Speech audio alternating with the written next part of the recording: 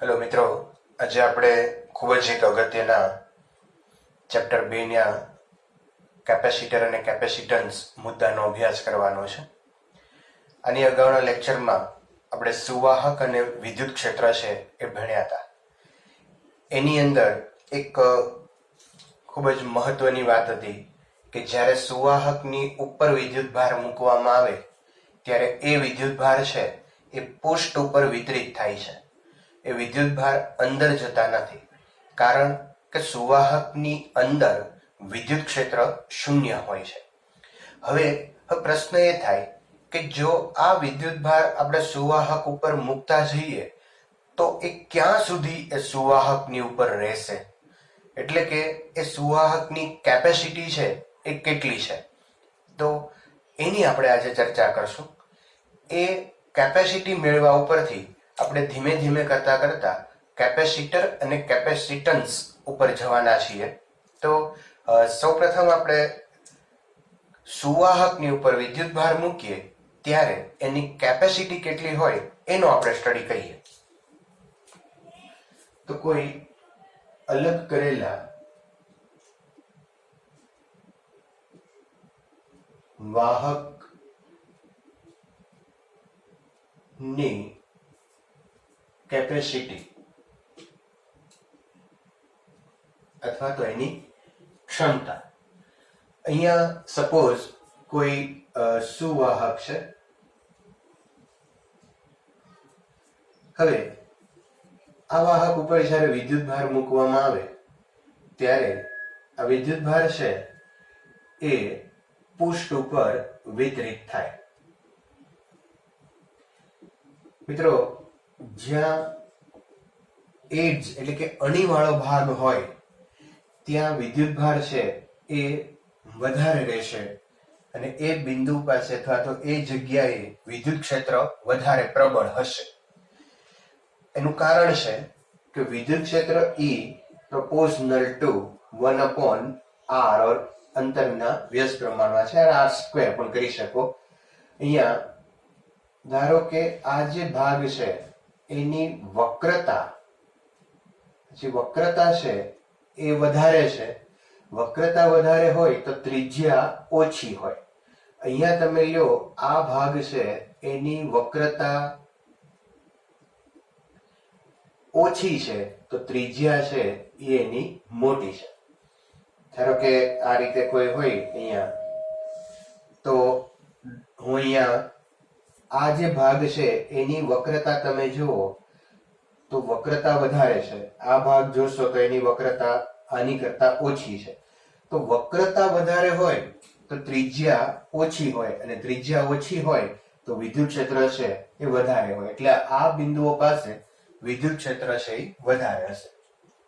અહીંયા પૃષ્ઠ ઘનતા સિગ્મા proportional to 1/r એટલે કે વિદ્યુત ક્ષેત્ર વિદ્યુત ભારની જે પૃષ્ઠ ઘનતા છે એ ત્રિજ્યાના વ્યસ્ત સંબંધમાં હોય છે. હવે મારું કહેવાનું એ છે કે અહીંયા જો વિદ્યુત ભાર વધારે હોય એટલે અહીંયા એનું વિદ્યુત ક્ષેત્ર પણ પ્રબળ હોય. વિદ્યુત ક્ષેત્ર છે એ સ્થાનિક રીતે પૃષ્ઠને લંબ હોય છે.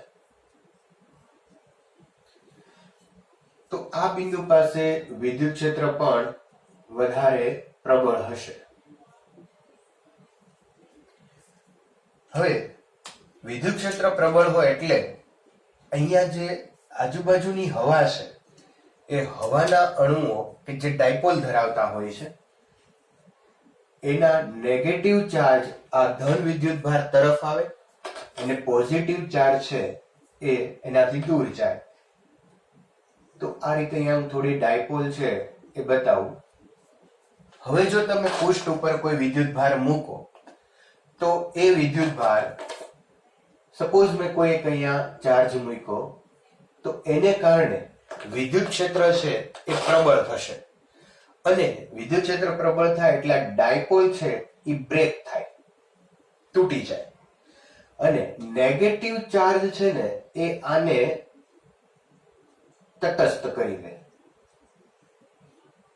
નેગેટિવ ચાર્જ એને તટસ્થ કરી દે તો હવાનો જે અણુ છે એ ધન આયન બની ગયો, આ પોઝિટિવ અહીંયા વિદ્યુતભાર થયો.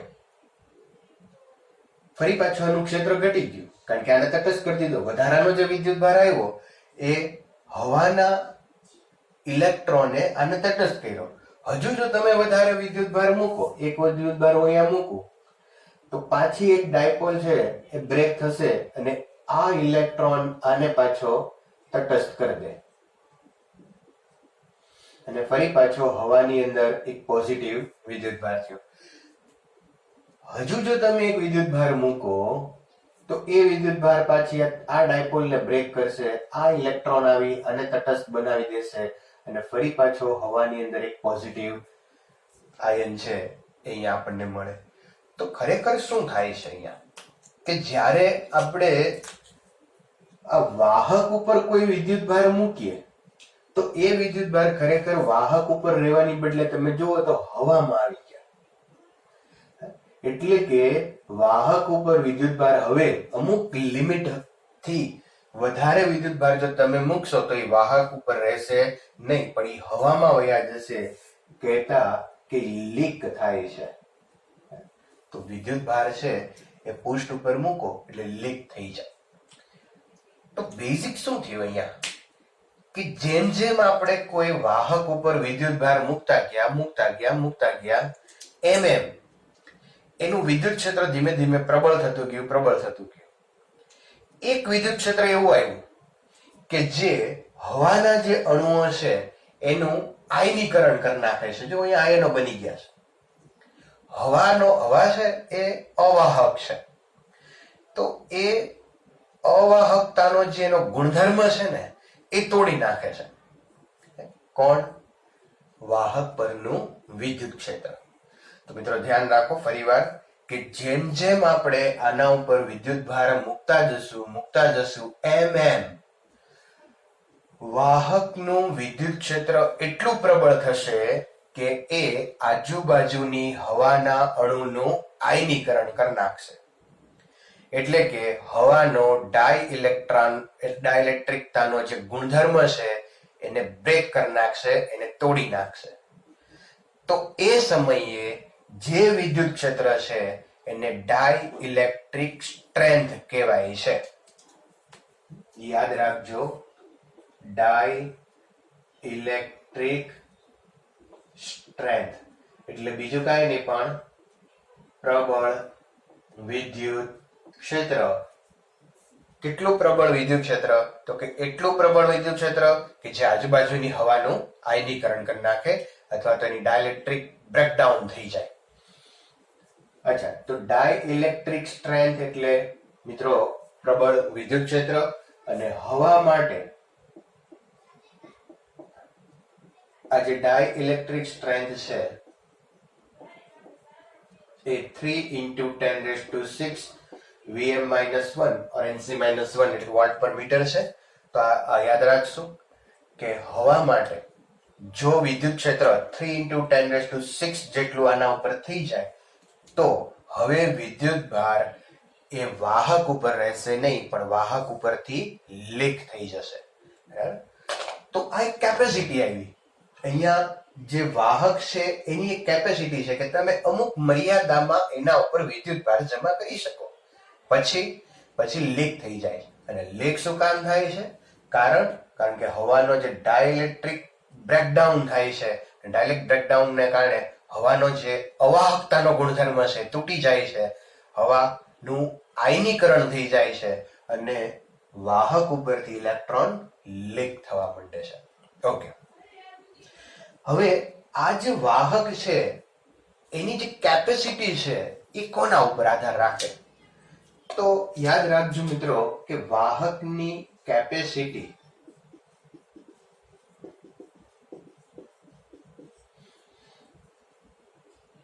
નો આધાર એક તો પરિમાણ ઉપર છે. પરિમાણ એટલે આકાર, કદ, સાઈઝ. ટૂંકમાં આપણે કઈ પરિમાણ ઉપર છે. કે કેવું પરિમાણ આપણે અહીંયા કોઈ વાહકનું લઈએ છીએ એના ઉપર આ વાહકની કેપેસિટીનો આધાર છે. બીજું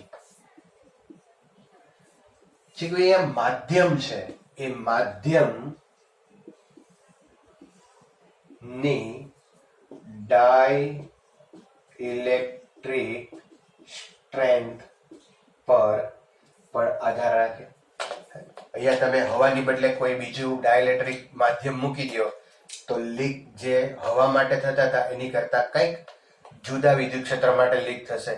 તો માધ્યમની જે ડાઇલેક્ટ્રિક સ્ટ્રેન્થ છે એના ઉપર પણ આ વાહકની કેપેસિટી છે એનો આધાર છે. તો મિત્રો બહુ જ ટૂંકમાં હું તમને કહું તો આટલી જ વસ્તુ આપણે શીખ્યા કે કોઈ વાહક ઉપર જ્યારે વિદ્યુતભાર મૂકો ત્યારે પહેલી વાત કે પૃષ્ઠ ઉપર વિતરિત થાય છે અને જેમ જેમ આપણે વિદ્યુતભાર મૂકતા જઈએ એમ એમ એનું વિદ્યુત ક્ષેત્ર પ્રબળ થતું જાય છે.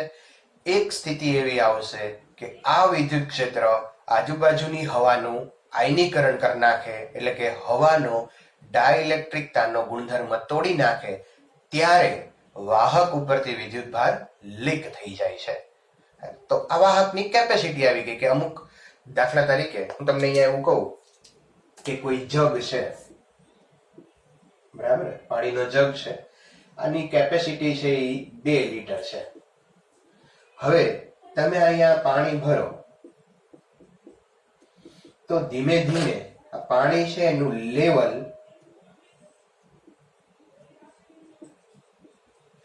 વધતું જાય અને પાણી પણ અહીંયા વધતું જાય. લેવલ વધતું ગયું, પાણી વધતું ગયું. એક સ્થિતિ એવી આવશે કે આ જગ છે એ આખો ભરાઈ જશે. હવે જો તમે અહીંથી પાણી વધારાનું એડ કરશો તો એ પાણી બહાર આવી જશે, એટલે કે લીક થઈ જશે. હવે આની અંદર વધારાનું પાણી રહેશે નહીં. તો આ એક જગની કેપેસિટી આવી. જગની કેપેસિટી છે 2 લીટર, એનાથી વધારે એમાં પાણી રહેશે નહીં. તો એવી રીતે આની પણ એક કેપેસિટી છે કે અમુક કેપેસિટી કરતા એમાં વિદ્યુતભાર વધારે નહીં રહે. હવે આ કેપેસિટી છે એને આપણે વ્યાખ્યાયિત કરીએ. હવે મિત્રો અલગ કરેલા જે વાહક છે એની કેપેસિટી આપણે જોઈએ. તો ધારો કે અહીંયા તમે કોઈ વાહક તરીકે આપણે કોઈ ગોળો લઈએ અને આ ગોળા ઉપર વિદ્યુતભાર મૂકીએ તો સ્વાભાવિક છે પૃષ્ઠ ઉપર વિતરિત થશે. હવે આ ગોળાને પોતાનું એક વિદ્યુત ક્ષેત્ર હોય કે ક્યુ બાય આર સ્ક્વેર અને ગોળાનું સ્થિતિમાન હોય કે ક્યુ બાય આર, બરાબર છે. હવે જો તમે અહીંયા વિદ્યુતભાર મૂકશો તો અમુક લેવલ સુધી આપણે વિદ્યુતભાર મૂકી શકીએ. જેમ જેમ તમે અહીંયા વિદ્યુતભાર મૂકતા જશો એમ એનું સ્થિતિમાન છે એ વધતું જાય. તો વિદ્યુતભાર વધારતા જશું એમ એનું પોટેન્શિયલ છે એ વધતું જાય. તો Q proportional to V. આને આપણે છેદમાં લઈએ Q upon V. છેલ્લે છેલ્લી નિશાની કાઢી નાખો તો એક અચળાંક મૂકવો પડે. આ અચળાંક એને કહેશું આપણે કેપેસિટન્સ. કોઈ વાહકનું કેપેસિટન્સ, અને વાહકનું કેપેસિટન્સ છે Q upon V. આપણે હમણાં જ એક પાણીનો એક્ઝામ્પલ લીધું હતું. તો અહીંયા તમે વિચારો કે આ જગ છે એની કેપેસિટી 2 લીટર છે. હવે જેમ જેમ આપણે એમાં પાણી ભરતા જશું, એટલે કે અહીંયા તમે વિદ્યુતભાર મૂકતા જાઓ છો એની બદલે અહીંયા પાણી ભરતા જઈએ, એમ એનું લેવલ છે એ વધતું જાય. લેવલ એટલે પોટેન્શિયલ. ઊંચાઈના સંદર્ભમાં આપણે વિચારીએ તો એને પોટેન્શિયલ વડે બતાવીએ. જેમ જેમ અહીંયા પાણી આપણે ભરતા જઈએ એમ એનું લેવલ છે એ વધતું જાય. એટલે જેમ જેમ તમે અહીંયાના ઉપર Q જમા કરતા જશો એમ એનું પોટેન્શિયલ છે એ વધતું જશે. એક સ્થિતિ એવી આવી જશે કે આ આખું ભરાઈ જશે. Q અને V, Q વધતા મેક્સિમમ થઈ જશે ત્યારે V પણ મેક્સિમમ હશે. પછી એવું થશે, આપણે વાત કરીએ એમ કે જો હવે તમે વધારે વિદ્યુતભાર મૂકશો તો આ વિદ્યુતભાર હવામાં લીક થઈ જશે. એમ હવે અહીંયા જો તમે વધારે પાણી ભરશો તો એ પાણી છે એ લીક થઈ જશે. તો જેમ આ જગની કેપેસિટી આપણે અહીંયા વ્યાખ્યાયિત કરી એમ આપણે કોઈ કંડક્ટર એટલે કે વાહક છે એની કેપેસિટી, જેને આપણે હવે કેપેસિટન્સ કહીશું, જે વ્યાખ્યાયિત કરી Q/V. તો અહીંયા C is equal to Q/V. આ C છે એ કોઈ વાહકનું કેપેસિટન્સ છે અને કેપેસિટન્સ નો એકમ કુલમ પર વોલ્ટ અથવા ફેરાડ. ઘણા ફેરાડે પણ કહે છે, ફેરાડ પણ હોય, ફેરાડ ખરેખર ફેરાડ છે પણ ફેરાડે પણ બોલાય, કોઈ પ્રોબ્લેમ નથી. આ ફેરાડ છે એ ખૂબ મોટો એકમ છે, એટલે 1 nano farad 10⁻⁹ farad, 1 micro farad 10⁻⁶ farad અને 1 પિકો ફેરાડ એટલે 10⁻12 ફેરાડ. તો સામાન્ય રીતે વ્યવહારની અંદર જે કેપેસિટર વપરાય છે એ કેપેસિટરના જે યુનિટ છે, કેપેસિટન્સ છે, એ capacitance nano farad, micro farad કે પાઇકો ફેરાડેમાં હોય છે. કારણ કે ફેરાડ છે એ ખૂબ મોટો એકમ છે, જેની ચર્ચા આપણે આગળ ઉપર કરશું. તો મિત્રો, અહીંયા કોઈ પણ વાહક છે એની કેપેસિટી આપણે Q/V ઉપરથી વ્યાખ્યાયિત કરી શકીએ.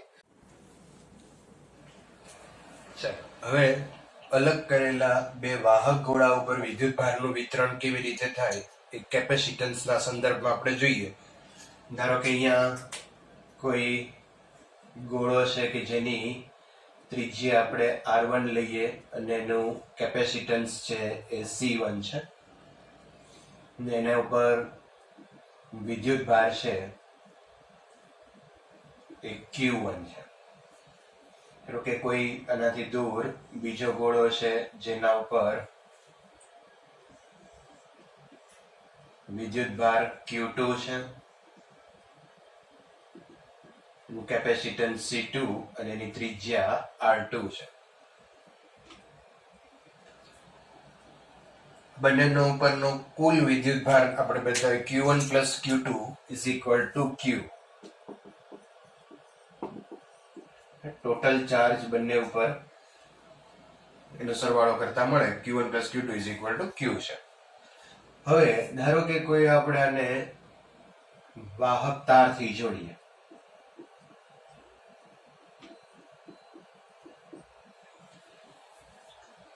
તો આપણને ખ્યાલ છે કે જેનું પોટેન્શિયલ વધારે હશે ત્યાંથી વિદ્યુતભાર છે એ બીજા ગોળા ઉપર જાય, એટલે વધુ સ્થિતિમાનથી ઓછા સ્થિતિમાન તરફ આ વિદ્યુતભાર ગતિ કરવાનું શરૂ કરશે. હવે જ્યારે બંને ગોળાને તમે સુવાહક તારથી જોડો ત્યારે એક કન્સેપ્ટ જે છે એ હંમેશ માટે આપણા મગજમાં રાખવો જરૂરી છે કે આ બંને ગોળાના પોટેન્શિયલ સમાન થાય, એ સિવાય બીજી કોઈ વસ્તુ તમે કહી ન શકો. તો અહીંયા હું લખી શકું કે તાર વડે જ્યારે જોડતા બંને વાહક ને તાર તથા સુવાહક તારથી જોડતા તેમના પોટેન્શિયલ સમાન બને. બહુ મહત્વનો મુદ્દો છે, ખાસ ધ્યાનમાં લેજો. તો આનું પોટેન્શિયલ V1, આનું પોટેન્શિયલ V2 બે સમાન થાય. V ની વેલ્યુ અહીં આપણે મૂકીએ. પોટેન્શિયલ માટે KQ1 upon R1, KQ2 upon R2, કે કેન્સલ કરી શકો તમે. Q1 upon Q2 is equal to R1 by R2, કે cancel. Q1 upon Q2 is equal to R1 upon R2. Okay, અંશમાં યોગ પ્રમાણ લઈએ તો Q1 plus Q2 upon Q2 is equal two R1 plus R2 upon R2. Okay, Q1 plus Q2 is equal to Q total charge. R2 ને અહીંયા લઈ લઈએ QR2 upon R1 plus R2 is equal two Q2. તો અહીંયા તેવી જ રીતે Q1 is equal two લખવું હોય આપણે તો QR1 upon R1 plus R2 લખી શકાય. અહીંયા તમે છેદમાં યોગ પ્રમાણ લ્યો તો Q1 પ્લસ Q2 કરી અને તમે આ મેળવી શકો, અથવા આ જે Q2 ની વેલ્યુ આવી એ Q2 ની વેલ્યુ તમે અહીંયા મૂકો તો પણ તમને Q1 મળી જાય અને આ રીતે મળે. ઓકે, તો આ બંને ગોળા ઉપર જે વિદ્યુત ભારનું વિતરણ થશે એ આ ફોર્મ્યુલા મુજબ થાય, QR2 upon R1 plus R2 અને QR1 upon R1 plus R2. હવે કેપેસિટન્સના સંદર્ભમાં લઈએ તો કેપેસિટન્સ C, ગોળા માટેનું capacitance C is equal to 4 pi epsilon naught R or C proportional to R.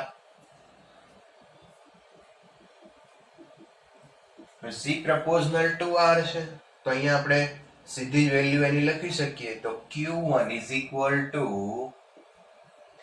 Q R1. તો R1 proportional to C1. તો QC1 upon C1 plus C2 અને Q2 is equal to QC2 upon C1 plus C2. તો જ્યારે કોઈ વાહકને કોઈ વાહક તારથી જોડવામાં આવે ત્યારે એના ઉપર વિદ્યુત ભારનું જે રીડિસ્ટ્રીબ્યુશન થાય છે એ કેવી રીતે થાય છે તો એના બે ફોર્મ્યુલા આવ્યા, એ ખૂબ જ અગત્યના છે. આગળ ઘણા બધા પ્રોબ્લેમ સોલ્વ કરવાની અંદર તમે આનો ઉપયોગ કરી શકશો. તો જો ત્રિજ્યાના સંદર્ભમાં લ્યો તમે તો Q1 is equal to QR1 upon R1 plus R2. અહીંયા તમે એવું જોઈ શકો કે Q1 proportional to R1. જેની ત્રિજ્યા વધારે હશે એના ઉપર વિદ્યુત ભાર વધારે જશે અને એના જેનું કેપેસિટન્સ વધારે છે એના ઉપર પણ વિદ્યુત ભાર વધારે જશે. એવું તમે કહી શકો જ્યારે બંને ગોળાને તમે વાહક તારથી જોડો ત્યારે જે ગોળાનું કેપેસિટન્સ વધારે છે અથવા તો ત્રિજ્યા વધારે છે એને ઉપર વિદ્યુત ભાર વધારે વિતરિત થશે. બંને ફોર્મ્યુલા ખાસ યાદ રાખજો.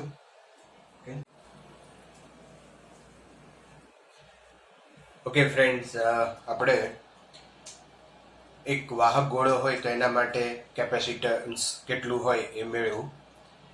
હવે કેપેસિટરનું કેપેસિટન્સ મેળવીએ તો કેપેસિટર કોને કહેવાય એ પહેલા આપણે જોશું. કેપેસિટર નું કેપેસિટન્સ. સપોઝ અહીંયા કોઈ વાહક છે અને આ વાહક ઉપર આપણે Q વિદ્યુત ભાર મૂકીએ તો આ વિદ્યુત ભાર એના પૃષ્ઠ ઉપર વિતરિત થાય. આ વિદ્યુત ભારને કારણે એનું સ્થિતિમાન V હોય તો વાહકનું capacitance C is equal to Q upon V મુજબ લખી શકાય. અને આ જે V છે એ આ ગોળાનું સ્થિતિમાન અનંત અંતરની સાપેક્ષે, અને અનંત અંતરે સ્થિતિમાન છે એ 0 હોય તો અનંત અંતરની સાપેક્ષે આનું સ્થિતિમાન V છે. હવે અહીંયા કોઈ બીજો એક વાહક લઈએ તો આ ધન વિદ્યુત ભારને કારણે વાહક ઉપર ઇલેક્ટ્રોન છે એ પ્રેરિત થાય, અથવા તો એમ કહી શકાય કે ઇલેક્ટ્રોન છે એ આકર્ષણને કારણે પૃષ્ઠ ઉપર આવશે અને બીજી બાજુ ધન વિદ્યુત ભાર છે એ ખુલ્લા પડે. હવે આ વાહકની આ સપાટી માટે આપણે વિચારીએ તો આ જે સપાટી છે એ સપાટી ઉપર આ નેગેટિવ ચાર્જને કારણે સ્થિતિમાન V માઇનસ, આ પોઝિટિવ ચાર્જને કારણે સ્થિતિમાન V પ્લસ.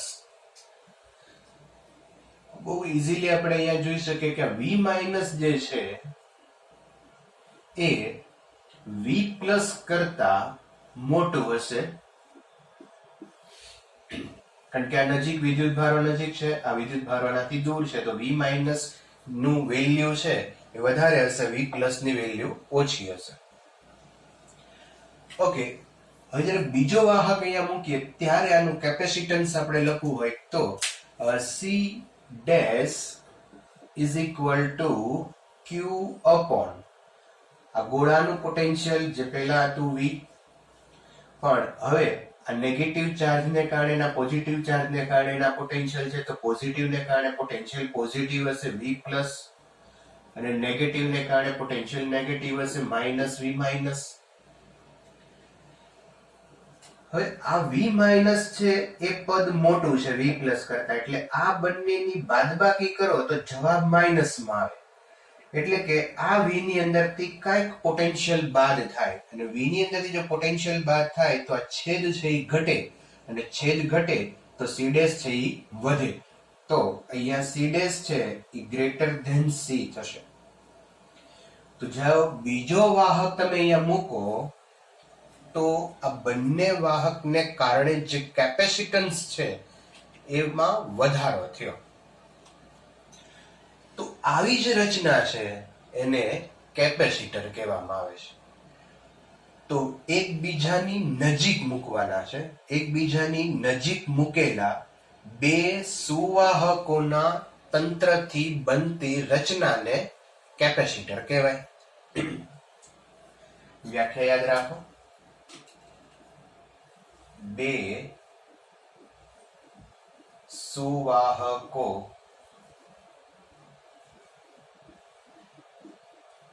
ના તંત્રથી બનતી રચનાને કેપેસિટર કહે છે. આ સુવાહકો છે એ એકબીજાથી ખૂબ જ નજીક હોય છે, અને એને કારણે અહીંયા જે વિદ્યુત ભાર હોય તો એને કારણે વિરુદ્ધ પ્રકારનો વિદ્યુત ભાર પ્રેરિત થાય. દૂર હોય તો આની અંદર થોડી અનિયમિતતા આવે, એટલે ખૂબ નજીક રાખેલા હોય છે. સોરી. તો એકબીજાથી ખૂબ નજીક રહેલા બે સુવાહકોના તંત્રથી બનતી રચનાને કેપેસિટર કહેવાય છે. હવે અહીંયા એક એવું પણ આપણે વિચારી શકીએ કે જો કોઈ રીતે આ પોઝિટિવ ચાર્જ છે ને અહીંથી દૂર કરી દઈએ તો V પ્લસ પદ વયું જાય, પોઝિટિવ ચાર્જને કારણે પોટેન્શિયલ છે એ નીકળી જાય તો આ પદ નીકળી જાય. હવે V પ્લસ નીકળી જાય તો V માઇનસ થાય, તો છેદ હજુ વધારે ઘટે, અને છેદ જો વધારે ઘટે તો કેપેસિટન્સ હજુ વધે. તો આપણી ઈચ્છા થાય કે હવે આપણે કંઈક એવું કહીએ કે આ પોઝિટિવ ચાર્જને અહીંથી દૂર કરીએ. તો કેવી રીતે કરવો? ઓકે, તો પોઝિટિવ ચાર્જને દૂર કરવો એ આપણે બહુ સિમ્પલ મેથડ છે. આપણે પહેલા ચેપ્ટરની અંદર ભણી ગયા છીએ કે જો તમે કોઈ વાહક તારથી અને અર્થિંગ કરી દો તો વિદ્યુત ભાર છે એ જમીનમાંથી ઇલેક્ટ્રોન આવી અને આ ધન વિદ્યુત ભારને તટસ્થ કરી નાખે. તો આ વિદ્યુત ભારો છે અહીંથી દૂર થઈ શકે, એટલે કે તટસ્થ થઈ જાય. અને આ વિદ્યુત ભાર જો તટસ્થ થઈ જાય તો V પ્લસ પદ છે એ નીકળી જાય. તો હવે કેપેસિટન્સ આપણે વિચારીએ C double dash is equal to Q upon V minus plus નીકળી જશે. તો V માઇનસ થયું, એટલે કે આ પદ ઘણું બધું ઘટ્યું, અને ઘણું ઘટશે તો કેપેસિટન્સ હજુ વધારે વધશે. તો જો એક ગોળો હોય તો કેપેસિટન્સ સી હતું, બે લાવ્યા પણ અર્થિંગ નહોતું કર્યું ત્યારે કેપેસિટન્સ સી ડેશ હતું, જે સી કરતા મોટું છે. અને જો અર્થિંગ કરી દેવામાં આવે તો જે કેપેસિટન્સ મળે છે એ સૌથી વધારે હોય છે. એટલે મિત્રો યાદ રાખજો કે કેપેસિટરની એક પ્લેટને અર્થિંગ કરવામાં આવે છે એટલે એનું કેપેસિટન્સ વધે છે. બીજી વાત મહત્વની યાદ રાખજો કે કેપેસિટરની એક પ્લેટ ઉપર જ વિદ્યુત ભાર મૂકવાનો હોય છે, બીજી પ્લેટ ઉપર ઓટોમેટિક પ્રેરિત થાય છે. બીજી પ્લેટ ઉપર આપણે વિદ્યુત ભાર મૂકતા હોતા નથી. સામાન્ય રીતે આ પ્લેટ ઉપર જેટલો વિદ્યુત ભાર હોય એટલો જ વિદ્યુત ભાર બીજી પ્લેટ ઉપર પ્રેરિત થાય છે અને એના માટે આપણે થોડી તકેદારી રાખવાની, એકબીજાની ખૂબ નજીક રાખવાના. તો આવી જે રચના તૈયાર થઈ એ રચનાને કેપેસિટર કહેવાય છે અને એનું કેપેસિટન્સ આપણે અહીંયા લખવું હોય તો આ રીતે લખી શકીએ કે capacitance C is equal to કુલ વિદ્યુત ભાર છેદમાં બે પ્લેટ વચ્ચેનો વિદ્યુત સ્થિતિમાનનો તફાવત. તો સી બરાબર ક્યુ અપોન વી એ કેપેસિટરનું કેપેસિટન્સ, પણ જ્યાં વી જે છે એ બે પ્લેટ વચ્ચેનો વિદ્યુત સ્થિતિમાનનો તફાવત બતાવે છે. કેપેસિટરની જે સંજ્ઞા છે એ આ રીતે બતાવાય છે. બંને લાઈન છે સમાન હોવી જોઈએ તો કેપેસિટર છે. ઘણી વખત આવા કેપેસિટર પણ હોય છે જેને ચલ કેપેસિટર કહેવાય, વેરિયેબલ, કે જેની વેલ્યુ છે એ બદલાતી હોય તો એને આ રીતે તીર વડે બતાવાય કે જેથી કરીને વેરિયેબલ છે એવું બતાવે છે. તો ચલ કેપેસિટર, વેરિયેબલ કેપેસિટરના કેપેસિટરની સંજ્ઞા છે. ઓકે, હવે આપણે થોડા જુદા જુદા કેપેસિટરો લઈએ કે જેની અંદર આ બંને જે પ્લેટ છે એના આકાર ગમે એવા લઈ શકાય, પણ કેવા આકાર લઈએ તો જેથી કરીને એનું જે કેપેસિટન્સ છે એ આપણને મેક્સિમમ મળે. કેવા આકાર લેવા જોઈએ, કેવી રીતે એને રાખવા જોઈએ, એ બધી જ સ્થિતિ આપણે જુદા જુદા કેસીસ દ્વારા જોઈએ તો અલગ અલગ કેપેસિટર માટે કેપેસિટન્સ કેટલા થાય એ મેળવીએ. ઓકે, નેક્સ્ટ પોઈન્ટ છે આપણો સમાંતર પ્લેટ કેપેસિટરનું કેપેસિટન્સ. તો સપોઝ અહીંયા સમાંતર પ્લેટ કીધી છે, આપણે એક પ્લેટ લઈએ,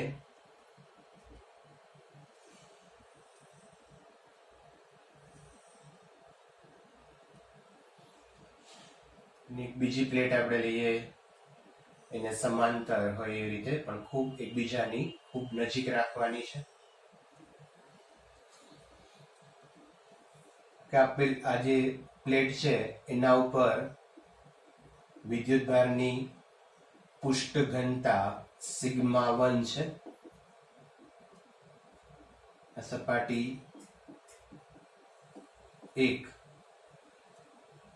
અને વિદ્યુત ભારની પુષ્ટ ઘનતા સિગ્મા 1 અથવા તો સિગ્મા લઈએ. આ બે પ્લેટ છે એ બે પ્લેટ વચ્ચેનું અંતર ડી છે જે ખૂબ જ ઓછું છે. આનું જે પરિમાણ છે, પ્લેટનું ક્ષેત્રફળ એ છે. તો એના પરિમાણની સરખામણીમાં આ ડી છે એ ખૂબ નાનું લઈએ છે, એટલે કે ડી સ્ક્વેર લેસ ધેન એ. આ અંતર mm માં હોય તો આ સેન્ટીમીટરમાં હોય, એટલું અહીંયા નાનું લઈએ છીએ. તો ડી છે બે પ્લેટ વચ્ચેનું અંતર એ ખૂબ નાનું છે. એવું કરવાથી અહીંયા જેટલા વિદ્યુત ભાર હોય, જે પુષ્ટ ઘનતા સિગ્મા છે, તો એટલો જ વિદ્યુત ભાર અહીંયા પ્રેરિત થાય. આ વિદ્યુત ભારની અંદર સમાનતા રહે, કોઈ અનિયમિતતા ન આવે. અને આ બંને પ્લેટને તમે ખૂબ મોટી અનંત વિસ્તાર વાળી ગણી શકો આ ડી અંતરની સરખામણીમાં. તો આ બે બેનિફિટ છે આપણને. એક, ફરીવાર કે અહીંયા જે વિદ્યુત ભારની પૃષ્ઠ ઘનતા સિગ્મા છે એટલી જ અહીંયા પૃષ્ઠ ઘનતા હશે માઇનસ સિગ્મા હશે અને આ બંને પ્લેટને અનંત અંતરની ગણી શકાય અને એનું રીઝન આ છે કે બંને પ્લેટ વચ્ચેનું અંતર એના પરિમાણની સરખામણીમાં ખૂબ નાનું હોવાથી આપણે પૃષ્ઠ ઘનતા સમાન લઈ શકીએ અને બંને પ્લેટને અનંત વિસ્તારવાળી ગણી શકીએ. આના ઉપર આ સપાટી 2 માટે પૃષ્ઠ ઘનતા લઈએ તો માઇનસ સિગ્મા કહી શકાય. હવે આ બંને પ્લેટની બહારના વિસ્તારમાં જોઈએ અહીંયા તો બહારના વિસ્તારમાં વિદ્યુત ક્ષેત્ર છે એ 0 હોય. આપણે પહેલા ચેપ્ટરની અંદર થિયરીમાં ભણી ગયા છીએ કે અહીંયા પોઝધનને કારણે વિદ્યુત ક્ષેત્રની દિશા છે 12 તરફ હોય. ધારો કે પેલું જે સમતલ છે એને કારણે વિદ્યુત ક્ષેત્ર છે ધનમાંથી આમ બહાર નીકળતું હોય તો એને કારણે 12 હશે અને નેગેટિવ છે તો નેગેટિવને કારણે આમ દાખલ થતું હોય તો અહીંયા બંને વિરુદ્ધ દિશામાં છે તો અહીંયા લખી શકાય કે સમતલ ની બહારના બિંદુએ કોઈ પણ બિંદુએ વિદ્યુત ક્ષેત્ર સિગ્મા અપોન 2 એપ્સાઇલોન 0 પહેલી પ્લેટને કારણે અને બીજી પ્લેટને કારણે એની વિરુદ્ધ દિશામાં છે એટલે માઇનસ સિગ્મા અપોન 2 એપ્સાઇલોન 0 તો એક પ્લેટ ધન હોય બીજી ઋણ હોય તો એના બહારના વિસ્તારમાં વિદ્યુત ક્ષેત્ર છે 0 હોય. હવે અંદરના કોઈ બિંદુ પાસે વિદ્યુત ક્ષેત્ર આપણે વિચારીએ તો ધારો કે અહીંયા કોઈ પોઈન્ટ P લઈએ તો આ જે ધન વિદ્યુત ભાર છે એને કારણે વિદ્યુત ક્ષેત્ર છે ધનમાંથી બહાર નીકળતી દિશા હશે. અહીંયા ઋણ છે તો ઋણનું વિદ્યુત ક્ષેત્ર ઋણમાં દાખલ થતું હોય. બંને એક જ દિશામાં છે અને બે એક જ દિશામાં હોય તો વિદ્યુત ક્ષેત્રનો સરવાળો થાય સદિશ રાશિને કારણે. તો અહીંયા લખી શકીએ કે બે પ્લેટની વચ્ચેના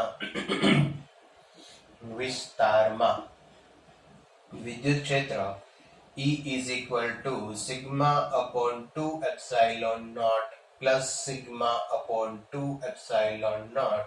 There is sigma upon epsilon naught. અને sigma એટલે Q upon A. Sigma is equal to Q upon A મૂકતા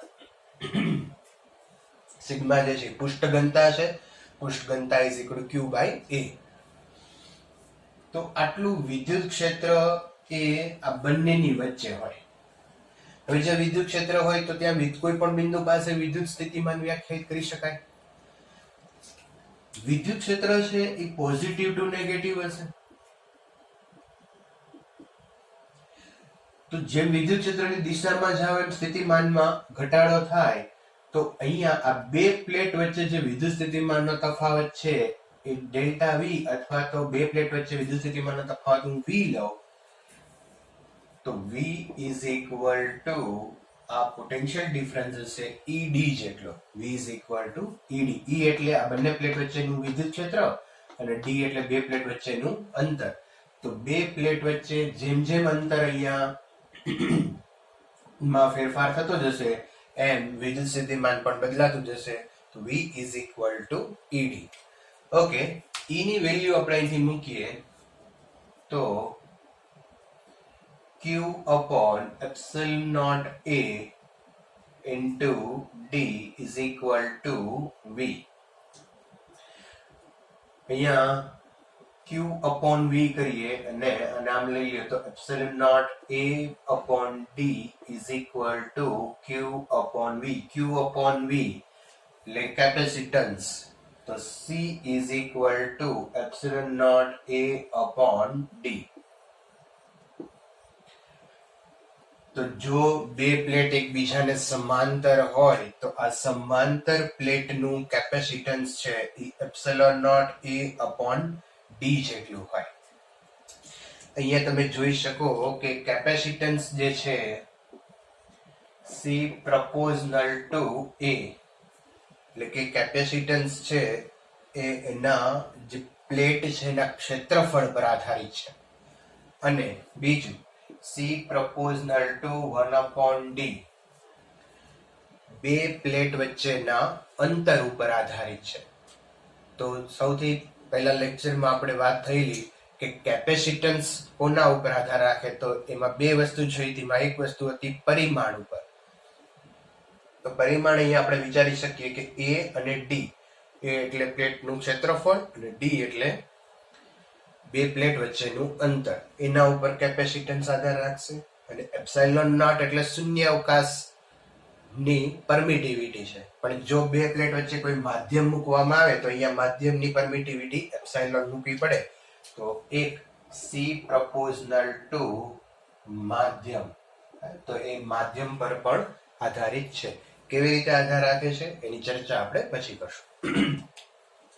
તો એક કેસ છે કે સમાંતર પ્લેટ કેપેસિટર હોય, બે પ્લેટ એકબીજાને સમાંતર હોય તો એનું capacitance epsilon naught A upon D આટલું હોય છે. હવે કોઈ બીજી રચના જોઈએ કે જેની અંદર એનું કેપેસિટન્સ કેટલું થાય છે. ઓકે, ટેક્સ્ટ બુક નો ક્વેશ્ચન એક્સરસાઇઝ છે બીજા ચેપ્ટરનો 29 પ્રોબ્લેમ. એમાં ગોળાકાર કેપેસિટરમાં બે સમકેન્દ્રીય ગોળાકાર સુવાહકોને યોગ્ય અવાહક ટેકાઓ વડે તેમના સ્થાનો પર જકડી રાખેલા છે. તો અહીંયા આ બે સમકેન્દ્રીય ગોળાકાર વાહકો છે, જેમાં એક મોટો જે ગોળો છે એની ત્રિજ્યા R1 અને નાનો છે એની ત્રિજ્યા R2 છે. નીચેની આકૃતિમાં અહીંયા આપણને આપેલું છે, એમાં દર્શાવો કે ગોળાકાર કેપેસિટરનું capacitance C is equal to 4 pi epsilon 0 R1 R2 upon R1 minus R2 વડે અપાય છે. તો આનું કેપેસિટન્સ ગોતવાનું છે. સિમ્પલ. કેપેસિટન્સ મેળવવા માટે ધારો કે આપણે અંદરનો જે ગોળો છે કે જેની ત્રિજ્યા R2 છે, બહારનો ગોળો છે એ ત્રિજ્યા R1 છે. આ ગોળા ઉપર તમે પોઝિટિવ ચાર્જ જમા કરો તો બીજા ગોળા ઉપર નેગેટિવ ચાર્જ છે ઇન્ડ્યુસ થાય, તો અહીંયા પ્રેરિત થાય. હવે આનું કેપેસિટન્સ મેળવવું હોય તો સિમ્પલ કે અહીંયા C is equal to ગોળા ઉપરનો ચાર્જ Q upon, ધારો કે આ જે એક ગોળો છે એનું સ્થિતિમાન V1 અને આ બીજો જે ગોળો છે એનું સ્થિતિમાન V2. તો કુલ વિદ્યુતભાર અને છેદમાં બે પ્લેટો વચ્ચેના વિદ્યુત સ્થિતિમાનનો તફાવત V1 minus V2. તો C is equal to Q upon V1 minus V2. હવે V1 એટલે આ નાના ગોળાનું સ્થિતિમાન,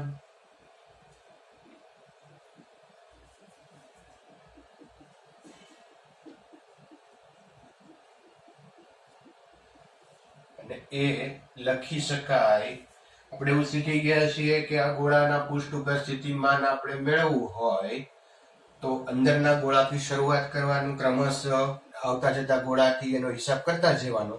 તો પહેલા આ નાના ગોળા માટે V1 આનું સ્થિતિમાન આ પૃષ્ઠ માટે અહીંયા સપાટી ઉપર લઈએ તો આ વિદ્યુતભારને કારણે લખશું K Q upon R2 અને પૃષ્ઠ ઉપર છે એટલે K Q upon R2. આ જે બિંદુ છે એ બીજા ગોળાની અંદર છે અને બીજા ગોળા માટે અંદર વિદ્યુત સ્થિતિમાન છે એ અચળ હોય એટલે લખી શકાય માઇનસ એટલે minus K Q upon R1. આ ગોળાનું સ્થિતિમાન અંદર કોઈ પણ બિંદુ પાસે અચળ હોય એની ત્રિજ્યા મુજબ KQ upon R1. હવે V2 લઈએ તો આ જે V2 છે એ મોટા ગોળાનું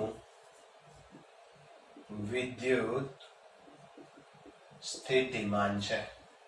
તો મોટા ગોળા માટે વિદ્યુત સ્થિતિમાન આપણે લખવું હોય તો પહેલા નાના ગોળાથી શરૂ કરીએ તો નાના ગોળા માટે આ બિંદુ બહાર છે અને બહાર છે એટલે આ અંતર લેવું પડે છે r1 જેટલું છે, તો અહીંયા લખી શકાય kq upon r1 માઇનસ અહીંયા નેગેટિવ ચાર્જ છે અને આ ગોળાના પૃષ્ઠ ઉપર એના વિદ્યુત ભારને કારણે વિદ્યુત સ્થિતિમાન kq upon minus kq upon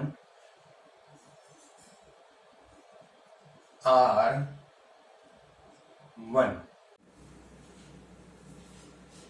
okay મિત્રો, છેલ્લો પ્રોબ્લેમ આપણે જોયો. બે ગોળાકાર સુવાહકોથી બનતું કેપેસિટન્સ.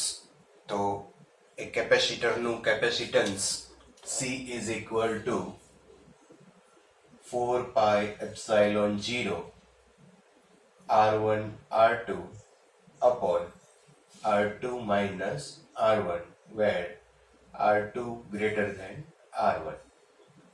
તો બે ગોળાકાર વાહક સપાટીઓથી જ્યારે કેપેસિટર બને ત્યારે એનું કેપેસિટન્સ આ ફોર્મ્યુલાથી આપણે મેળવી શકીએ.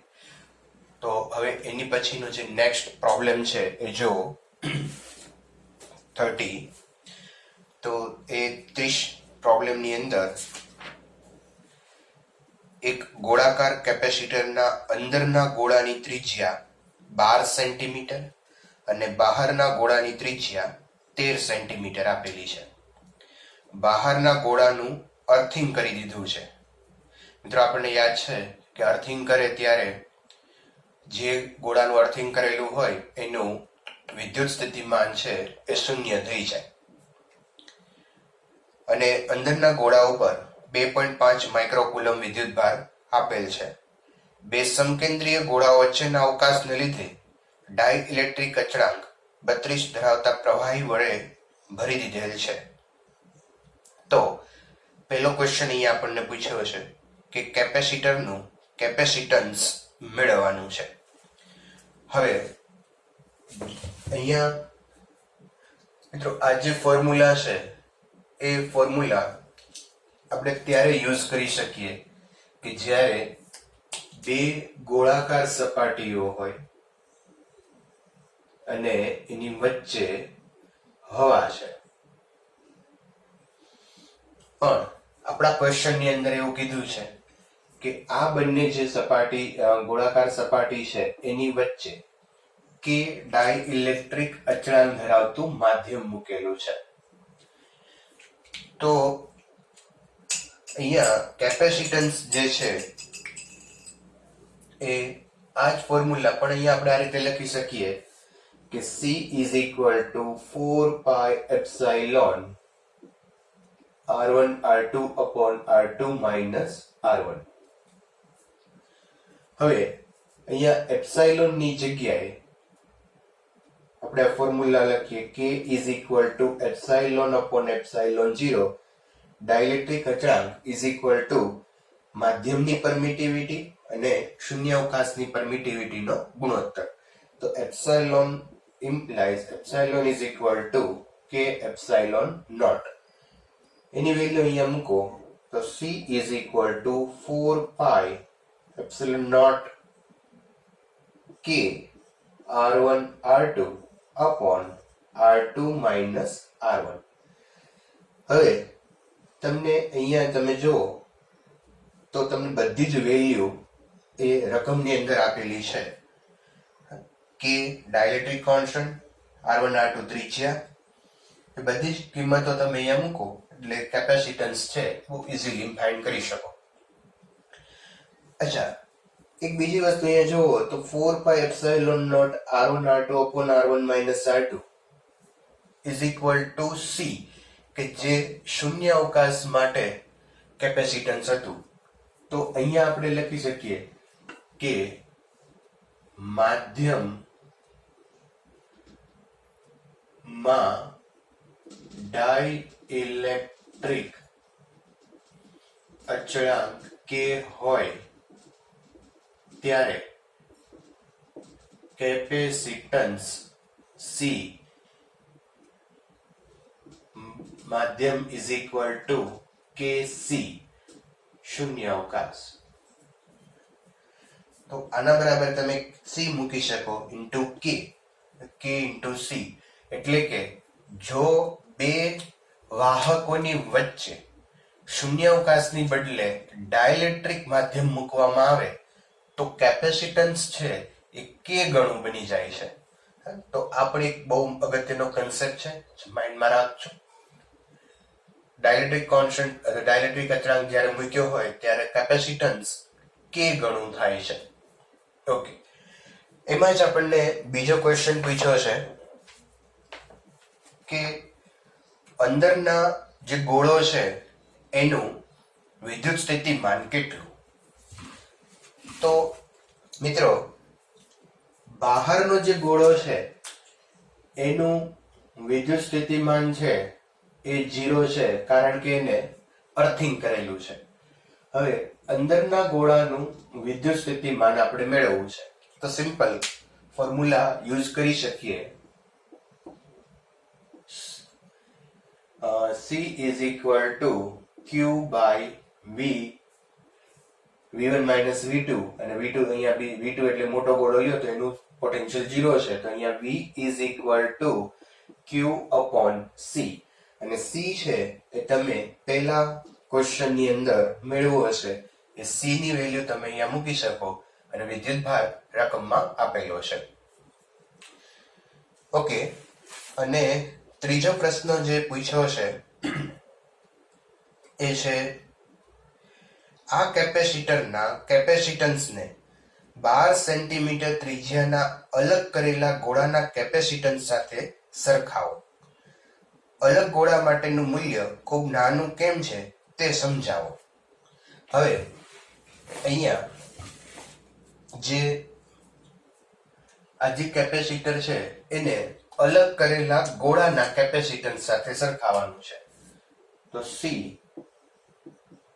અલગ કરેલ ગોળાનું કેપેસિટન્સ, ફોર્મ્યુલા આપણે ભણી ગયા, C dash is equal two 4 pi epsilon 0 r અથવા તો r બાય k.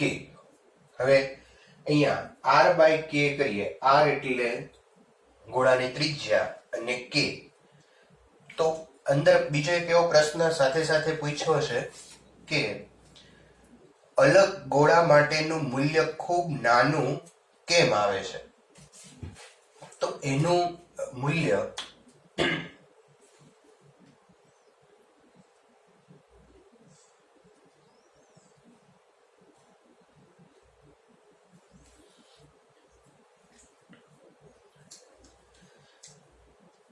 અહીંયા બીજો પ્રશ્ન પૂછ્યો છે કે અલગ કરેલા ગોળાના કેપેસિટન્સનું મૂલ્ય નાનું કેમ આવે છે, એટલે કે આ C ડેશ છે એ આ C કરતા નાનો કેમ આવે છે.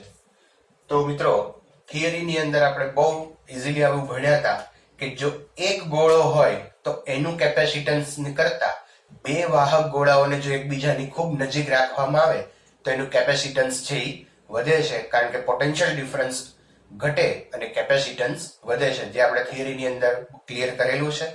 બે ગોળા હોય, ફરીવાર બે ગોળા હોય ત્યારે પોટેન્શિયલ ઘટે છે, માટે કેપેસિટન્સ છે એ વધે છે, અને એટલે માટે અલગ કરેલા ગોળા કરતા બે ગોળાનું કેપેસિટન્સ છે એ વધારે હોય છે, અથવા તો અલગ કરેલા ગોળાનું કેપેસિટન્સ ઓછું હોય છે. Thank you. તો હવે એક એક્સ્ટ્રા પ્રોબ્લેમ જોઈએ કે જેની અંદર અહીંયા A ત્રિજ્યા અને B ત્રિજ્યાના બે ગોળાઓ છે, જેના ઉપર એક ગોળા ઉપર પ્લસ Q ચાર્જ છે અને બીજા ઉપર માઇનસ Q ચાર્જ છે, અને આ બંને એકબીજાની ખૂબ નજીક છે. તો આ સિસ્ટમ માટેનું કેપેસિટન્સ આપણે મેળવવું છે.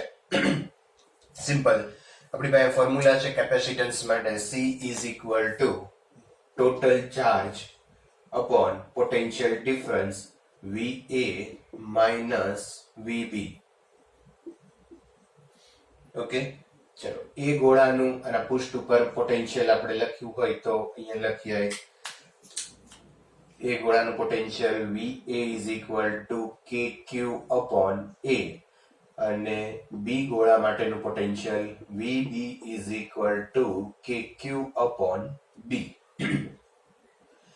અને બેનો ડિફરન્સ લઈએ અહીંયા, તો સોરી એ માઇનસ આવશે કારણ કે ચાર્જ છે માઇનસ છે, તો અહીંયા માઇનસ કે ક્યુ અપોન બી. હવે અહીંયા મૂકીએ તો C is equal to Q by K. Q common લેશું 1 upon A minus minus plus 1 by B. Q Q cancel. K ની જગ્યાએ 1 upon 4 pi epsilon naught 4 pi epsilon naught છેદનો છેદ અંશમાં આવશે અને અહીંયા લસા લેશો એટલે B plus A upon AB આવશે ઉપર, તો C is equal to 4 pi epsilon naught AB upon A plus B. તો આ પણ એક ફોર્મ્યુલા છે, યાદ રાખજો. બે કેપેસિટર બે ગોળા રીતે જોડાઈને કેપેસિટર બનાવતા હોય તો આ સિસ્ટમનું capacitance C is equal to 4 pi epsilon naught AB upon A plus B. A and B છે એ બંને ગોળાઓની ક્રમશઃ ત્રિજ્યા છે, તો આ ફોર્મ્યુલા માઇન્ડમાં રાખજો. આગળનો પ્રશ્ન છે સ્વાધ્યાયનો 17 પ્રોબ્લેમ માં રેખીય વિદ્યુતભાર ઘનતા લેમ્ડા ધરાવતો એક લાંબો નળાકાર પોલા સમઅક્ષીય સુવાહક નળાકાર વડે ઘેરાયેલો છે. બે નળાકારની વચ્ચેના અવકાશમાં વિદ્યુત ક્ષેત્ર શોધો. એટલે આપણે થોડું વિઝ્યુલાઇઝ કરીએ કે આ સિસ્ટમ કેવી રીતે છે, આકૃતિ દોરીએ. એક લાંબો નળાકાર કે જેની વિદ્યુતભાર ઘનતા લેમ્ડા છે. અહીંયા ખૂબ લાંબાનો અર્થ આપણે ઇન્ફિનિટિવ પણ કરી શકીએ. આની અક્ષ એના ઉપર વિદ્યુતભાર, ધારો કે એની જે વિદ્યુતભારની ઘનતા છે એ લેમ્ડા છે.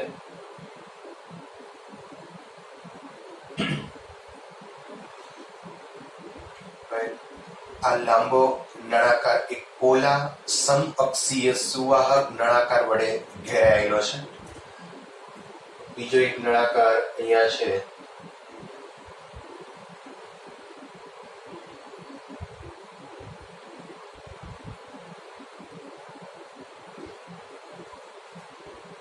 પોલો છે અને આ પણ ખૂબ મોટો નળાકાર છે. સમઅક્ષીય, બેની અક્ષ છે એ સમાન છે, ખૂબ મોટા નળાકારો છે. હવે આ બે નળાકારની વચ્ચેના અવકાશમાં અહીંયા વિદ્યુત ક્ષેત્ર છે એ મેળવવાનું છે. સપોઝ અહીંયા કોઈ પોઈન્ટ આપણે લઈએ P. આ P પોઈન્ટ પાસે વિદ્યુત ક્ષેત્ર મેળવવું છે. તો અહીંયા આપણે ગોસના પ્રમેયનો ઉપયોગ કરીએ. સપોઝ અહીંયા ગોસિયન સપાટી લઈએ.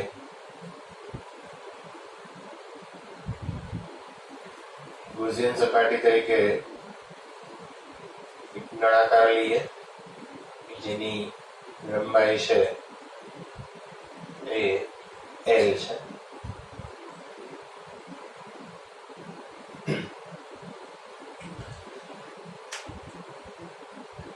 અને આ ગોસિયન સપાટી માટે આપણે અહીંયા ફ્લક્સ મેળવીએ, એટલે કે ત્રણ ભાગ ઉપર પહેલા આપણે ફ્લક્સ ગોતવું પડે. એક કે જે આ અક્ષને લંબ બાજુ છે, બીજી આ વક્ર સપાટી, અને ત્રીજી આ ફરી અક્ષને લંબ બાજુ. તો ત્રણ સપાટી માટે ફ્લક્સ અને એના પરથી વિદ્યુત ક્ષેત્ર આપણે મેળવી શકીએ. તો અહીંયા જે વિદ્યુત ભાર છે એ રેખા ઉપર અક્ષ ઉપર પથરાયેલા છે, કારણ કે રેખીય વિદ્યુત ભાર ઘનતા લેમ્ડા આપી છે, એટલે વિદ્યુત ભાર રેખા ઉપર હોય અને એનું જે વિદ્યુત ક્ષેત્ર છે એ ત્રિજ્યાવર્તી બહાર આવતી દિશામાં હોય. એટલે એને અહીંયા બતાવવું હોય તો આપણે આમ બતાવી શકીએ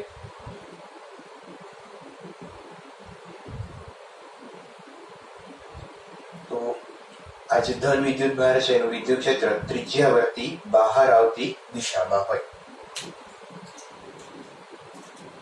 હવે 1 અને 2 માટે ફ્લક્સ વિચારીએ તો પહેલી જે સપાટી છે એનું ક્ષેત્રફળ સદિશ એ સમતલને લંબ અને વિદ્યુત ક્ષેત્ર છે એ ત્રિજ્યાવર્તી એટલે આ દિશામાં બહાર આવતી દિશામાં હોય. ખ્યાલ આવવો જોઈએ. આ સર્કલ વર્તુળાકાર સપાટી છે એટલે એની દિશા આ રીતે હશે અંદર બધી બાજુ અને ક્ષેત્રફળ સદિશ ઉપર હશે. એ બંને વચ્ચેનો એંગલ 90 થશે એટલે આ પહેલી બાજુમાંથી જે ફ્લક્સ છે એ 0 થાય. એ જ રીતે આ ત્રીજી બાજુ માટે જુઓ તો એનો પણ ક્ષેત્રફળ સદિશ છે એ નીચેની દિશામાં આવશે અને વિદ્યુત ક્ષેત્ર એને લંબ હશે તો ત્રીજી બાજુમાંથી પણ પસાર થતું ફ્લક્સ 0 હોય. આજે બે બાજુઓ છે એ આ રીતે હશે.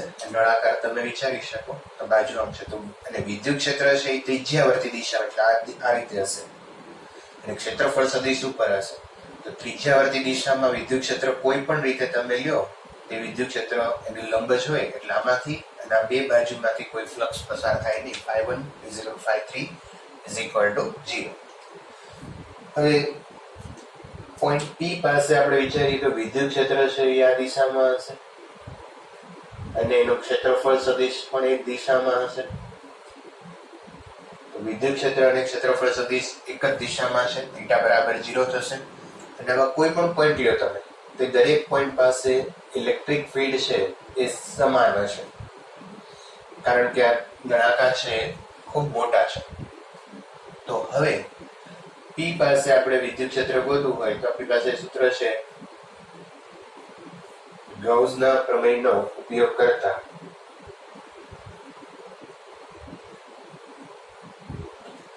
તો phi is equal to integration E dot dA.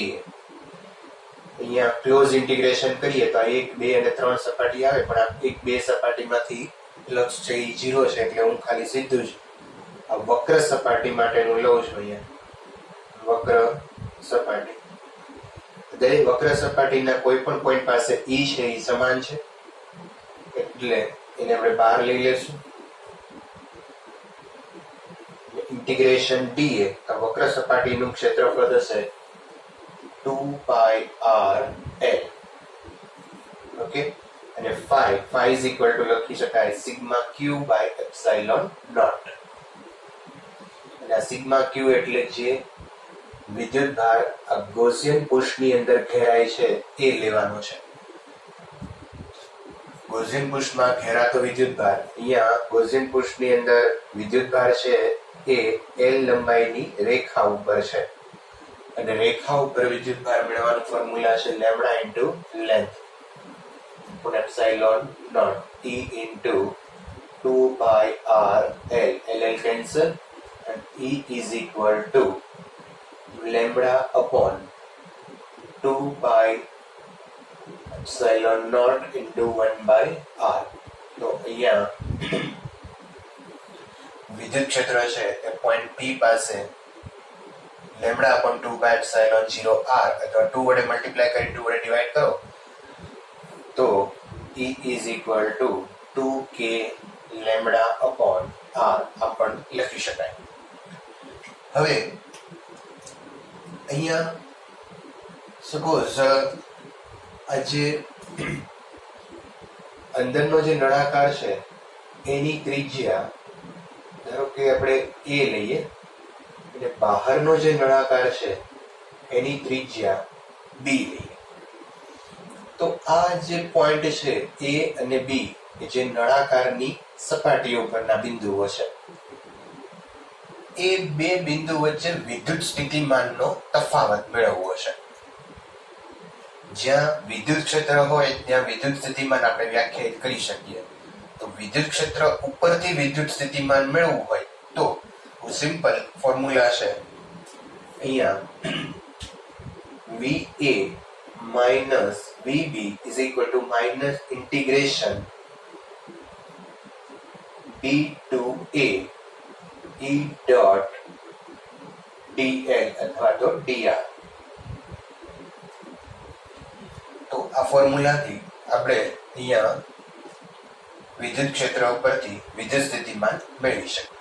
Okay, હવે E ની વેલ્યુ અહીંયા મૂકીએ તો VA minus VB is equal to minus 2k lambda upon r. પણ 2k lambda કોન્સ્ટન્ટ છે ને બહાર લેશું તો અંદર આવશે 1 upon r. 2k lambda integration b to a 1 upon r into dr.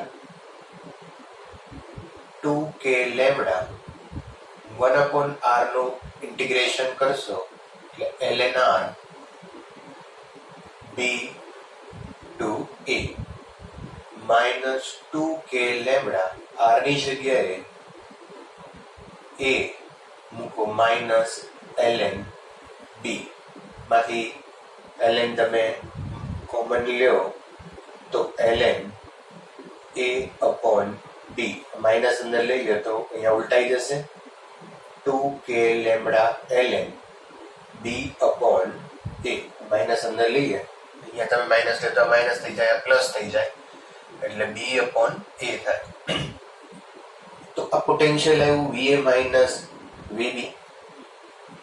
બે નળાકારની વચ્ચે વિદ્યુત સ્થિતિમાનનો તફાવત છે. આના ઉપરથી કેપેસિટન્સ ગોતવું હોય તો આપણે ગોતી શકાય. તો કેપેસિટન્સ માટે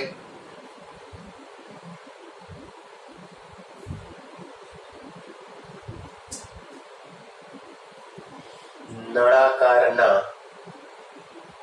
તંત્રનું કેપેસિટન્સ. તો નળાકારના તંત્રનું capacitance C is equal to કુલ ચાર્જ એટલે કે વિદ્યુત ભાર છે અહીંયા Q upon VA minus VB. તો VA minus VB અહીંયા મૂકીએ. હવે વિદ્યુત ભાર એટલે લેમ્બડા ગુણ્યા લેન્થ લખી શકાય. અહીંયા લખીએ આપણે લેમ્બડા ગુણ્યા length L upon VA minus VB ની વેલ્યુ મૂકો 2k lambda ln b upon a. Lambda lambda cancel. Therefore C is equal to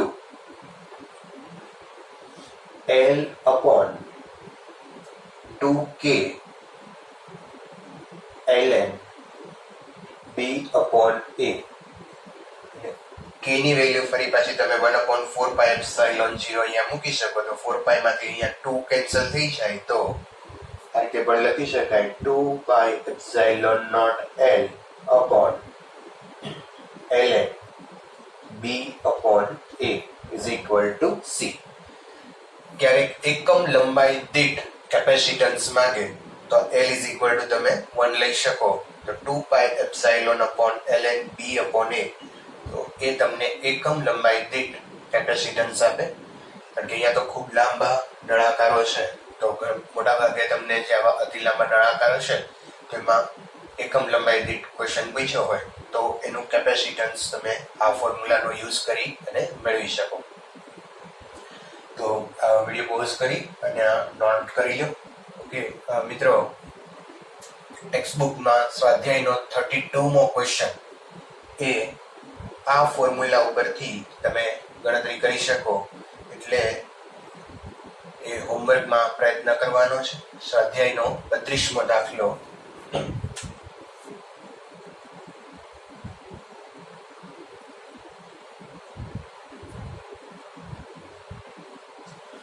એની અંદર નળાકારનું કેપેસિટન્સ ગોતવાનું કીધું છે. તમે અહીંયા આ ફોર્મ્યુલાનો યુઝ કરી અને નળાકારનું કેપેસિટન્સ મેળવી શકો તો એ પ્રયત્ન કરશો. ઓકે મિત્રો, ટેક્સ્ટબુકમાં સ્વાધ્યાયનો 31મો દાખલો. એની અંદર જુદી જુદી પરિસ્થિતિઓ આપણને મેળવવાની કીધી છે. તો એક પછી એક ક્રમશઃ લેતા જઈએ. તો એની અંદર પહેલી વાત આપણને કરી છે કે બે મોટા Q1 અને Q2 વિદ્યુતભાર ધરાવતા સુવાહક ગોળાઓ એકબીજાની નજીક લાવવામાં આવે છે, તેમની વચ્ચેનું સ્થિત વિદ્યુત બળ સચોટતાથી Q1 Q2 upon 4πε0 r² વડે અપાય છે, જ્યાં r તેમના કેન્દ્રો વચ્ચેનું અંતર છે. તો અહીંયા ક્વેશ્ચન એવો છે કે ખૂબ મોટા બે ગોળાઓ છે કે જેના ઉપર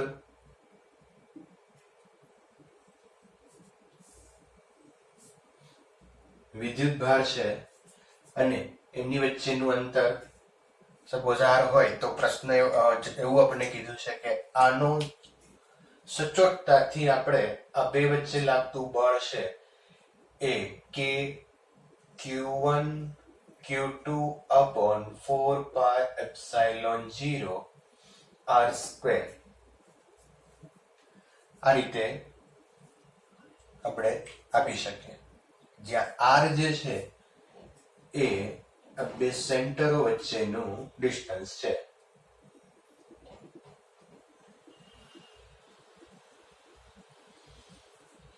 તો જોઈએ સિચ્યુએશન એક આપણે એવી જોઈએ કે જેમાં સપોઝ અહીંયા કોઈ પોઝિટિવ ચાર્જ છે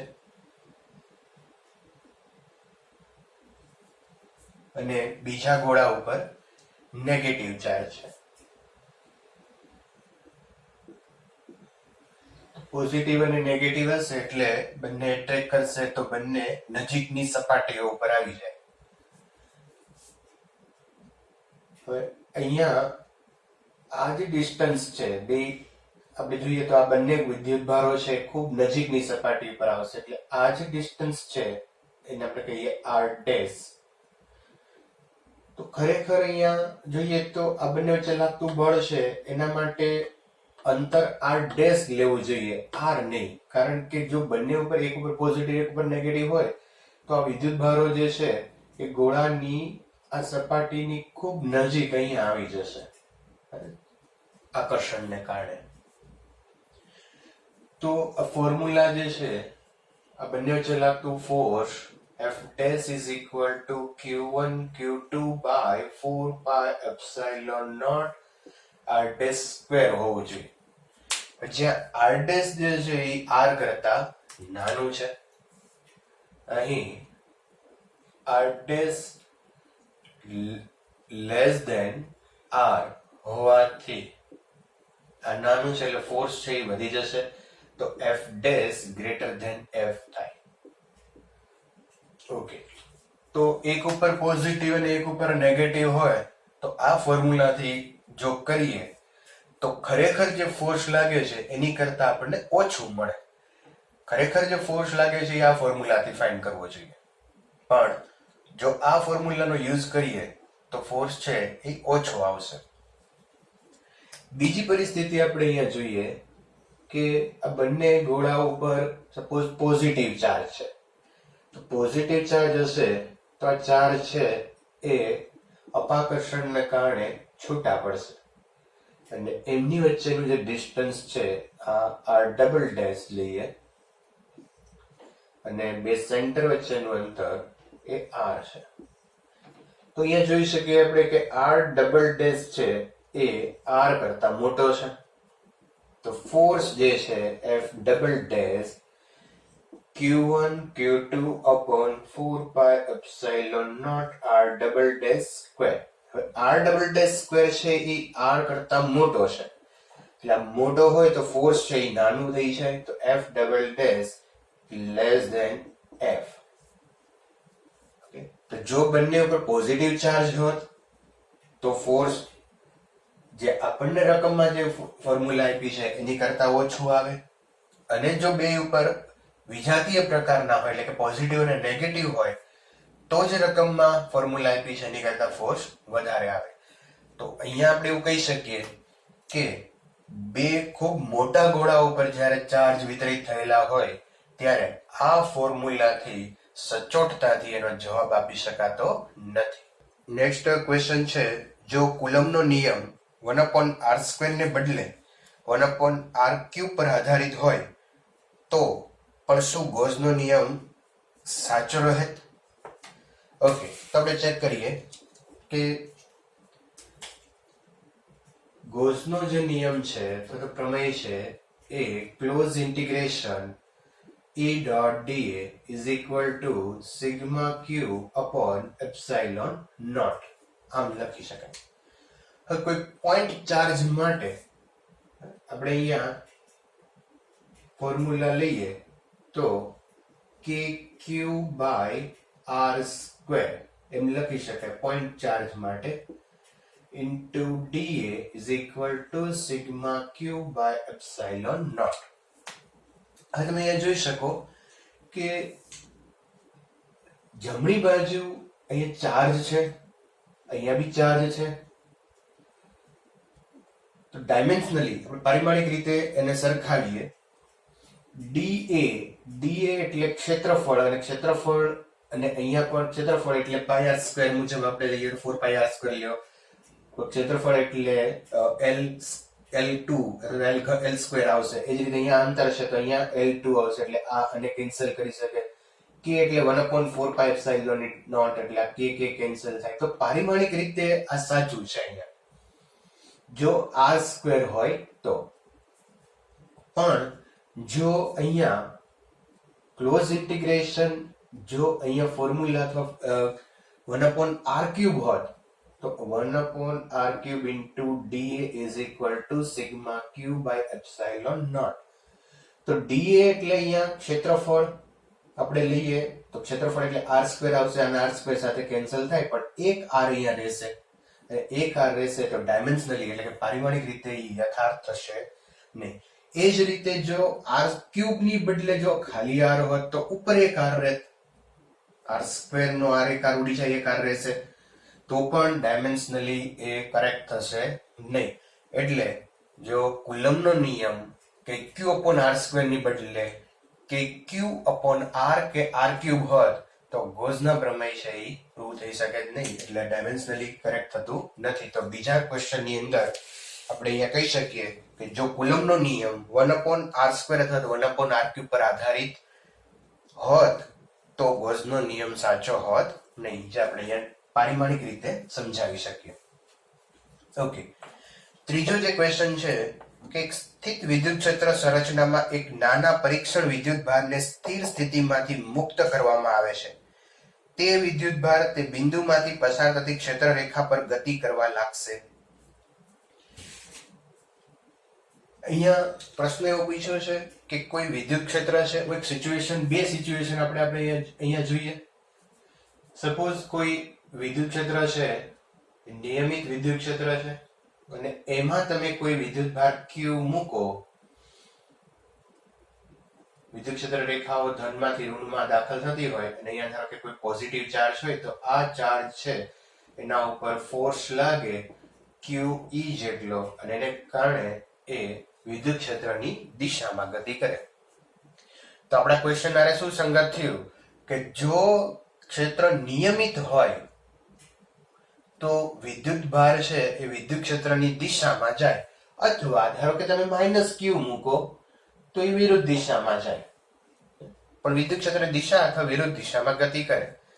અચ્છા, પણ ધારો કે અહીંયા બીજી સિચ્યુએશન આપણે લઈએ કે વિદ્યુત ક્ષેત્ર રેખાઓ છે એ અનિયમિત વિદ્યુત ક્ષેત્ર બતાવ્યું. હવે એમાં તમે કોઈ ચાર્જને મૂકો તો સપોઝ અહીંયા કોઈ ચાર્જ આપણે મૂકીએ તો એના ઉપર ફોર્સ છે, પોઝિટિવ ચાર્જ હોય તો એને સ્પર્શકની દિશામાં બળ લાગે અને સ્પર્શકની દિશામાં બળને કારણે આ ચાર્જ છે એ આ ડિરેક્શનમાં જાય, પણ વિદ્યુત ક્ષેત્રની જે ડિરેક્શન છે એની સાથે આ મેચ થતી નથી. તો અહીંયા આપણે એવું કહી શકીએ કે જો નિયમિત વિદ્યુત ક્ષેત્ર હોય તો વિદ્યુત ક્ષેત્રની દિશા અથવા તો વિરુદ્ધ દિશામાં ગતિ કરે, પણ જો અનિયમિત વિદ્યુત ક્ષેત્ર હોય તો એ વિદ્યુત ક્ષેત્રની દિશામાં જાય એવું જરૂરી નથી. બરાબર? ચાલો, એની પછી નેક્સ્ટ ક્વેશ્ચન છે ડી. ન્યુક્લિયસના ક્ષેત્ર વડે ઇલેક્ટ્રોનની પૂર્ણ વર્તુળાકાર કક્ષા દરમિયાન કેટલું કાર્ય થયું હશે? જો કક્ષા લંબવૃત્તીય હોય તો શું? તો ડી ક્વેશ્ચન આપણને એવું કહે છે કે સપોઝ અહીંયા કોઈ આ રીતે ન્યુક્લિયસની અંદર પોઝિટિવ ચાર્જ છે ને એનું ઇલેક્ટ્રિક ફિલ્ડ આપણે આ રીતે બતાવીએ તો એ ઇલેક્ટ્રિક ફિલ્ડની અંદર ઇલેક્ટ્રોન જે છે એ એક આખું અહીંયા ભ્રમણ પૂરું કરે ત્યારે કેટલું કાર્ય થાય તો આપણને ખ્યાલ છે કે અહીંયા ઇલેક્ટ્રિક ફિલ્ડ છે એ સંરક્ષિત ક્ષેત્ર છે અને સંરક્ષિત ક્ષેત્રમાં કોઈ બંધ વક્ર ઉપર કરવું પડતું કાર્ય છે એ હંમેશા 0 હોય. Close integration E dot dl is equal to 0, બરાબર, કારણ કે વિદ્યુત ક્ષેત્ર છે એ સંરક્ષિત ક્ષેત્ર છે. એને કોઈ પાથ હારે મતલબ નથી. અહીંયા વર્તુળાકાર હોય કે કોઈ ઇલેપ્ટિકલ પાથ હોય, કોઈ બી પાથ હોય, પણ જો બંધ વક્ર હોય તો કાર્ય છે એ હંમેશા 0 થાય. એટલે કે અહીંયા કોઈ માર્ગ પર આધારિત નથી એવું આપણે અહીંયા કહી શકીએ. બરાબર છે. ચાલો 31 ની અંદર આગળ જોઈએ તો આપણે જાણીએ છીએ કે વિદ્યુત ભારિત સુવાહક સપાટીની આરપાર વિદ્યુત ક્ષેત્ર અસતત હોય છે. શું ત્યાં વિદ્યુત સ્થિતિમાન પણ અસતત હોય છે? તો અહીંયા આપણે જોઈએ કે આપણે થિયરીની અંદર ભણ્યા છીએ કે ધારો કે સુવાહક કોઈ ગોળો હોય તો એનું જે વિદ્યુત ક્ષેત્ર છે એ સુવાહક ગોળાની અંદર વિદ્યુત ક્ષેત્ર 0 હોય અને બહાર વિદ્યુત ક્ષેત્ર અંતરના વર્ગના વ્યસ્ત પ્રમાણમાં ઘટતું હોય તો આપણે અહીંયા બતાવી શકીએ કે વિદ્યુત ક્ષેત્ર 0 હશે અને small r is equal to capital R. Capital R છે એ ગોળાની ધારો કે ત્રિજ્યા હોય તો ત્યાંથી વિદ્યુત ક્ષેત્ર બહાર તરફ અંતરના વર્ગના વ્યસ્ત પ્રમાણમાં ઘટતું જાય.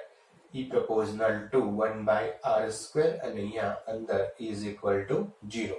તો અહીંયા જોઈ શકાય કે એ અસતત છે. હવે કોઈ સુવાહક ગોળા માટે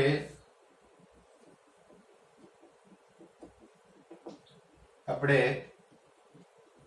વિદ્યુત સ્થિતિમાન જોઈએ તો વિદ્યુત સ્થિતિમાન જે છે એ અંદર ગોળાની અંદર વિદ્યુત સ્થિતિમાન અચળ હોય છે. તો અહીંયા અચળ અને સપાટી ઉપર પણ જેટલું અંદર હોય એટલું જ સપાટી ઉપર હોય છે. Small r is equal to capital R સપાટી ઉપર અને પછી એ અંતરના વ્યસ્ત પ્રમાણમાં ઘટતું જાય.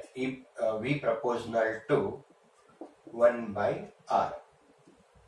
તો અહીંયા જોઈએ કે સેન્ટર થી લઈ અને સપાટી સુધી એ સતત છે, કોઈ ચેન્જ થતો નથી, અથવા તો એમ કહી શકાય કે અચળ છે. તો આપણે કહી શકીએ કે વિદ્યુત ક્ષેત્ર છે એ અસતત હોય છે પણ વિદ્યુત સ્થિતિમાન છે એ સતત હોય છે.